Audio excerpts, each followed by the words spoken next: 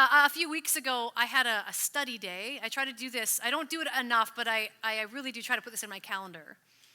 And I take a whole day away, and what I try to do, I did on this day a few weeks ago, what I always do, and I try to find a place to walk. So I find a place to go away to that has a place that I would like to walk.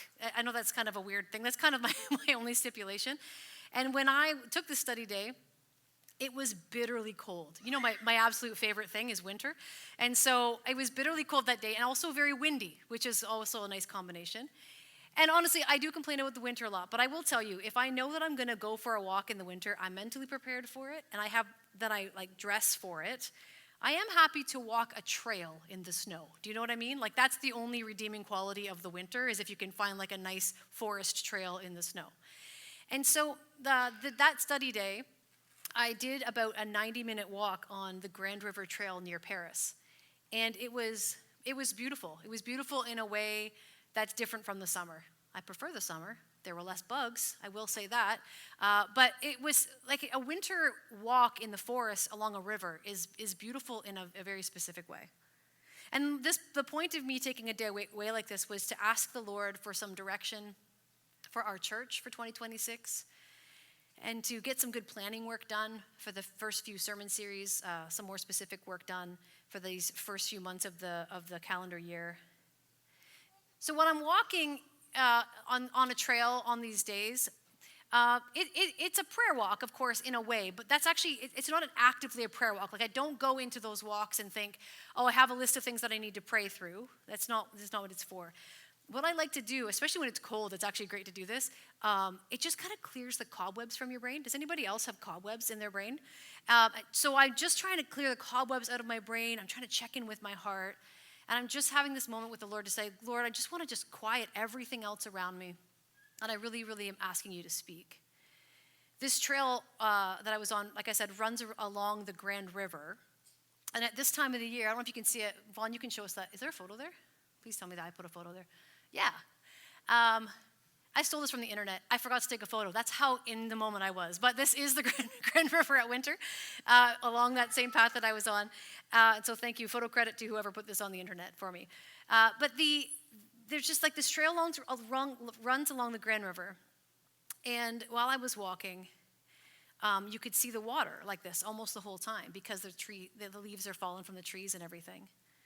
So I'm walking, and once the hamsters in my brain stopped running around, does anybody else have that experience? All I could hear was the crunch of my boots on the snowy path, and like the quiet sound of the water. And the water wasn't frozen yet, but it was running slowly. You know how, have you ever been down to the Grand River, like especially in the spring, right? It can run really fast. There can even be little rapids and stuff like that. But not this time of the year. It was just running slowly, not rushing. And I kept thinking as I was walking over and over, the thought kept coming to me, he leads me beside still waters. He quiets my soul. It honestly felt like, sorry to be so weirdly poetic or whatever, if that's not your thing, but like, it was like walking through a psalm. That's how it felt. I do recommend it. I do recommend the warmest coat you own, but I do recommend it. I kept thinking about that. He leads me. He leads me. He leads me. He leads me beside still waters. He restores my soul. So this day that I was spending was close enough to the end of the year that it was kind of that time where you probably do the same thing. You start to kind of reflect on your year and look back and think, you know, kind of what God has done. And all I could think of was when I got this picture of he leads me, I started to reflect on how true that really is. He had led me, and he is leading me, and he will lead me, and that has made all the difference in my life. So the more I meditated on Psalm 23, because of course, that is where that's from, and that phrase is from. And I went back to my accommodations that I had at Brayside Camp. They let me get a cottage there. They have a few that you can rent there. And I made a cup of tea, of course, because 90 minutes, I was freezing. Okay. I was freezing. You know what's better than winter? Flip-flops, just saying. But That's not important right now. I went back, made a cup of tea, and I just continued to meditate on Psalm 23 because that's what had dropped into my mind. And the more I kind of realized as I was meditating that this is a banner that I think the Lord would have for us as a church over our whole year. That he leads me, and he leads you. And we can trust in that promise. We've studied a lot of scripture together. We will continue to do that. We are deeply committed to that as a church, especially over the past couple of years. Like we've done things, like we've done whole books of the Bible a couple of different times. It's been an incredible thing to do. Sometimes when we're doing that though, like thinking about, especially that Romans series, a passage or a chapter that we're trying to get through is so dense. There's so much in it. We just have to pick one part of it. We read the whole thing, but then pick one part as a lane, and then we just go down that road. And this next couple of months, I want to do with you the opposite, if you'll allow. We're going to study a passage extremely slowly, like the slowness of a river in December, if you will. We're going to wade into Psalm 23. We're going to let our hearts absorb the character and nature of the one who leads us so faithfully. So I've paired each message in the series, we're going to do this for 5 weeks together, with one of the names that is given to us for God in Scripture. You maybe have heard some of these before. We're going to look at them in more in depth, and I paired them up with Psalm 23. So we're going to talk about Jehovah Jireh. That's why. Thanks, Matt, for pairing that up for us. That's what we're going to do today, which means the Lord will provide. We're going to talk about Jehovah Rapha, the Lord who heals. Jehovah Shammah, the Lord is there. Jehovah Nisi, the Lord is our banner. And Jehovah Shalom, the Lord is peace. And my prayer for us is that it will teach us to trust him more this year than ever before, that we will grow in our trust. Of course, I couldn't help but think about that old hymn, Jesus, Jesus, how I trust you. And like the phrase here that I want for us is, the end of that chorus says, "Oh, for grace, Lord, to trust you more." Right? So that's kind of what I'm praying for us this year. Also, I thought, just because homework is super fun, and my Greek class is over, so I need more homework to do. And so, I thought would be fun. You know what we should do? Some of you have decided a long time ago that you can't memorize things. There's very few people in the world who say, I'm so good at memorizing. Everybody says to me, I can't memorize things. My brain just doesn't work like that. I've never heard anyone say the opposite of that. So if that's you and you are the opposite, congrats. But I thought, if you haven't already, let's memorize Psalm 23 together so that it's hidden in our hearts. We're going to take it slowly over the next few weeks, and just a little bit at a time, we're going to memorize it together as we go so that it's always available to us anytime we need to remember who our God is. Does that sound like fun? Everyone loves homework. Let's do it. This is the best kind of homework, though, honestly. This one's going to be easy for you, I promise. As I was studying Psalm 23, one of the commentaries described the psalm in such a beautiful way. I wanted to share that with you before we read it together. And I want you to listen for these things as we read. It said, depth and strength underlie the simplicity of this psalm. Its peace is not an escape. Its contentment is not complacency. There is a readiness to face deep darkness and imminent attack. And the climax reveals a love which homes towards no material goal, but to the Lord himself. Isn't that great? It's not an escapist psalm. It's not like, the Lord is my shepherd, I shall not want. He leads me beside quiet waters, and the whole rest of the world doesn't exist. He's like, he will do that in the midst of any circumstance that you are walking in. So let's read Psalm 23 together. Actually, I want to read it with you. We're going to be in the NIV. It's going to be on the screen for you. It's also in the YouVersion Bible app. This service is loaded up for you. All of these scriptures are going to be there for you. But let's read it aloud together. We're going to get our memory work started right now. Who's excited about it?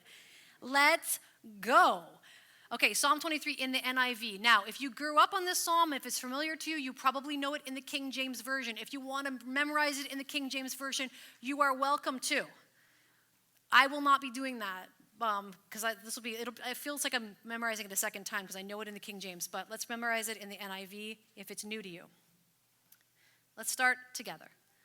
The Lord is my shepherd, I lack nothing. He makes me lie down in green pastures. He leads me beside quiet waters. He refreshes my soul. He guides me along the right paths for his name's sake. Even though I walk through the darkest valley, I will fear no evil, for you are with me. Your rod and your staff, they comfort me. You prepare a table before me in the presence of my enemies. You anoint my head with oil. My cup overflows. Surely goodness and love will follow me all the days of my life, and I will dwell in the house of the Lord forever. Doesn't that psalm just like, you know? Psalm 23 verse 1 says, "The Lord is my shepherd.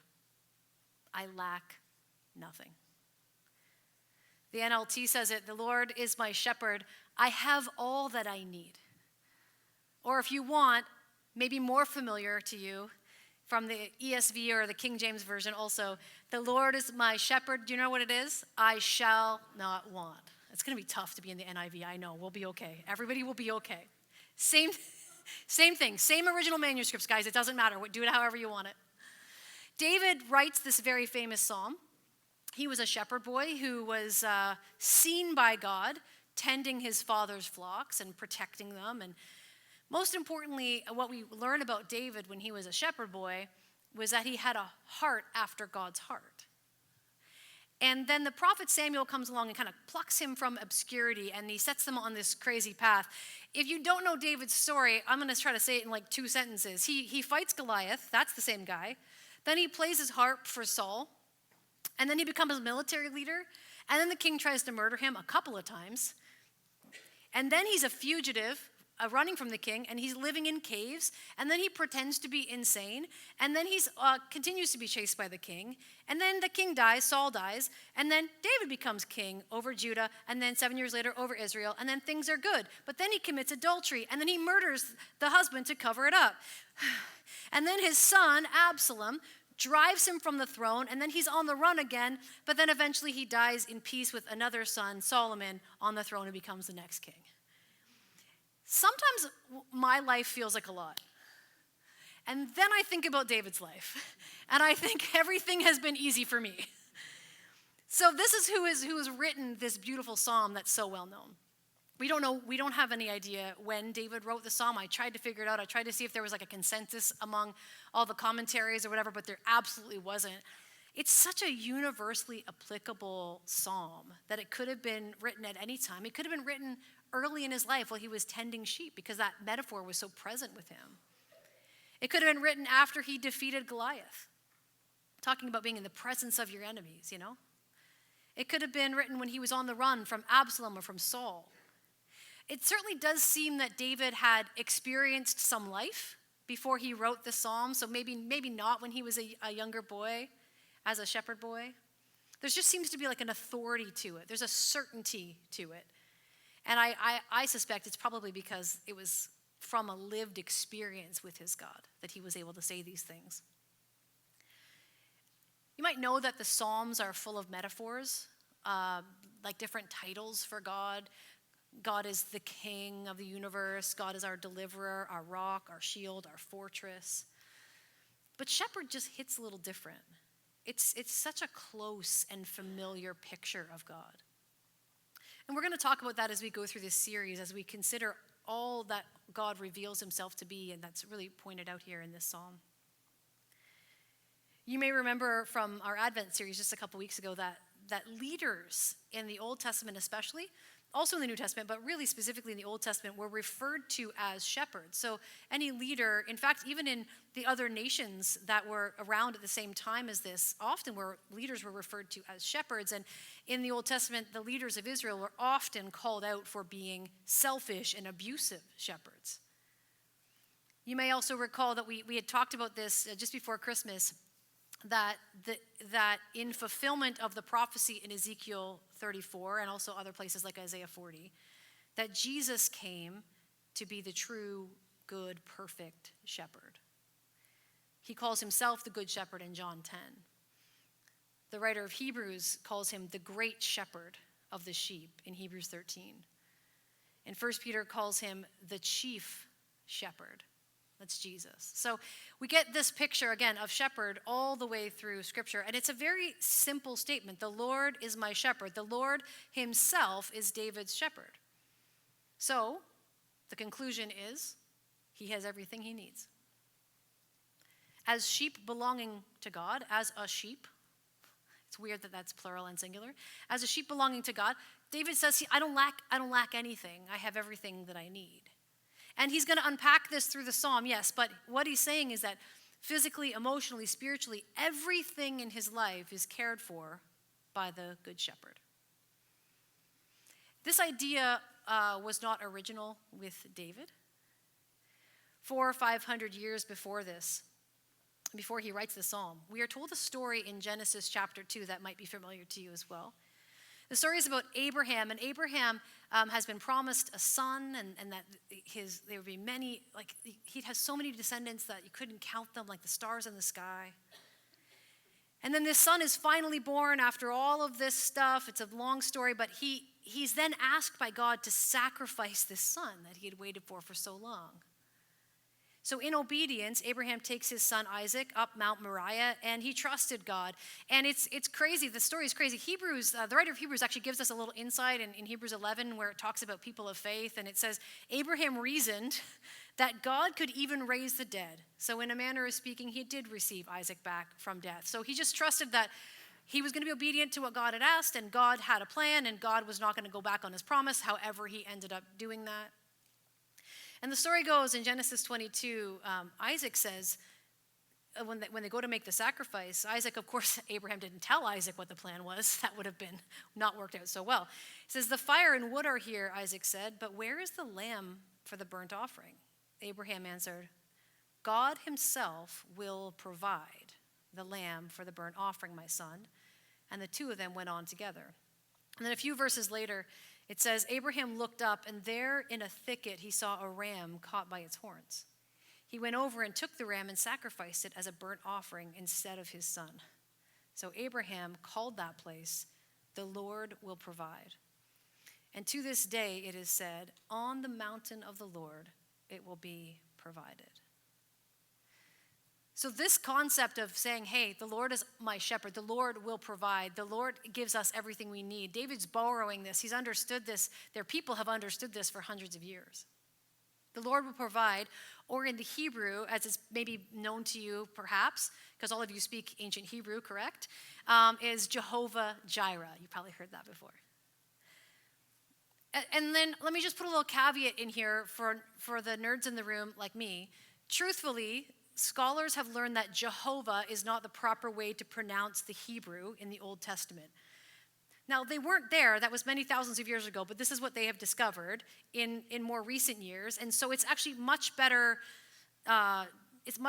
said as Yahweh, Jireh, which is instead of Jehovah Jireh. However, I'm going to say, as I studied this, we are still on good standing to use Jehovah and Yahweh interchangeably because they are both intended to come from that original Hebrew. So they mean the same thing. They have come up, and for thousands of years as a church, we were saying Jehovah Jireh. So we're going to use the word Jehovah, but if you hear Yahweh, that is probably a better pronunciation of that ancient Hebrew word, but we're going to allow them to be interchangeably. Is everybody okay with that?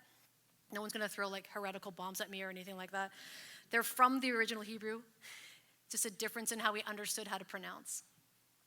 So Abraham experienced the incredible provision of the Lord and marked the place as the Lord will provide. He called that place the Lord will provide. But here's something that I didn't know that I learned as I was studying this. That phrase, the Lord will provide, can also be translated as the Lord will see.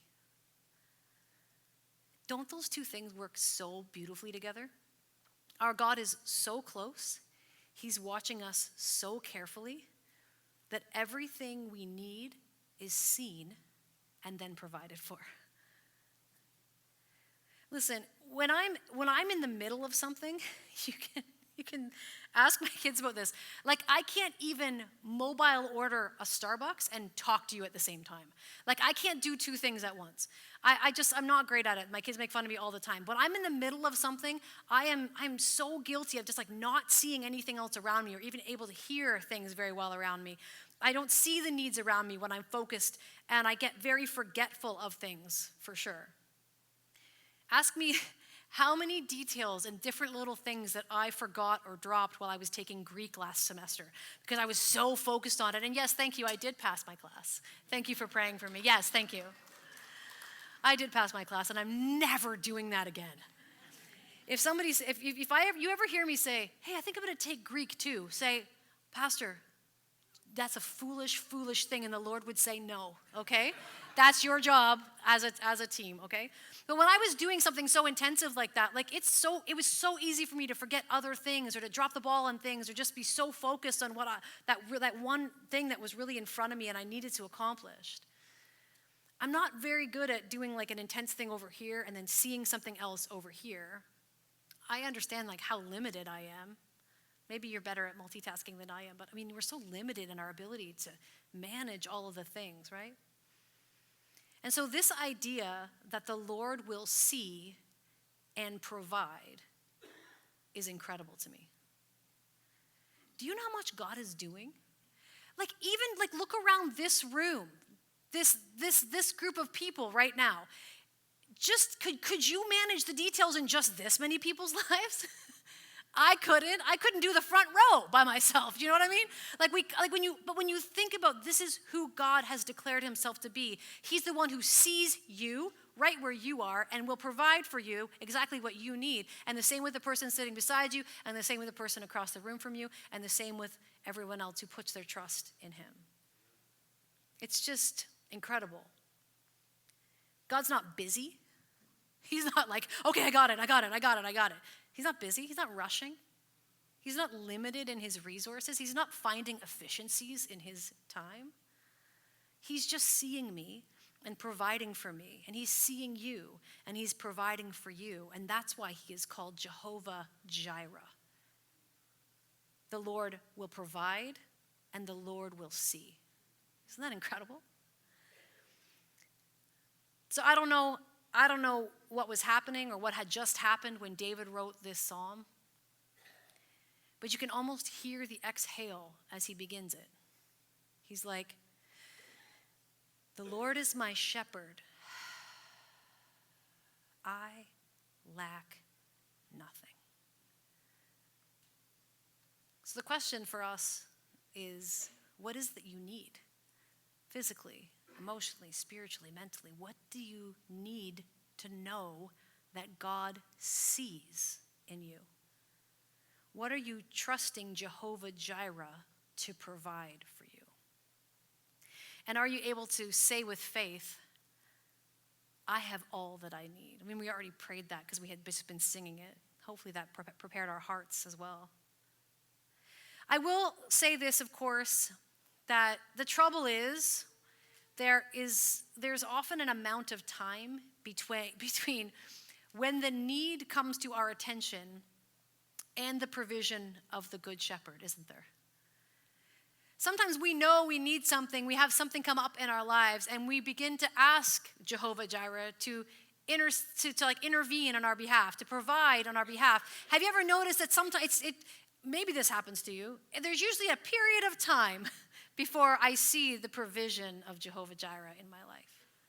There's a gap between when we start to ask or we start to recognize where the need is and where God seems to come through for us. When it's just in this waiting period, there's just faith that's holding us together.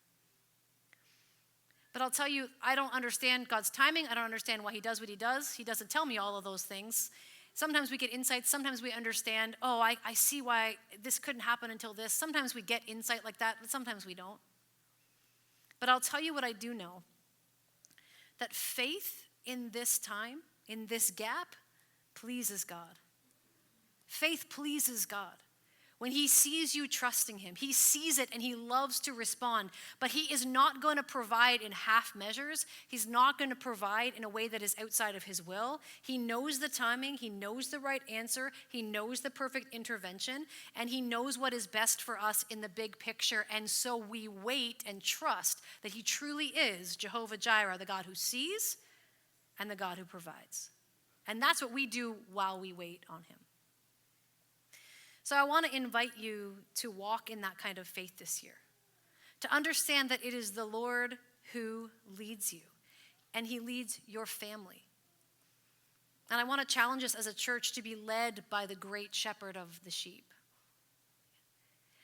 I want to invite all of us individually, just our own personal decision, then corporately as a church, this is how we want to lead, to walk in the faith that says, the Lord is my shepherd, and I lack nothing. Lord, you are my shepherd, and I lack nothing. I want to see us grow in that. I want to see myself grow in that this year, and I want to invite you to walk with that.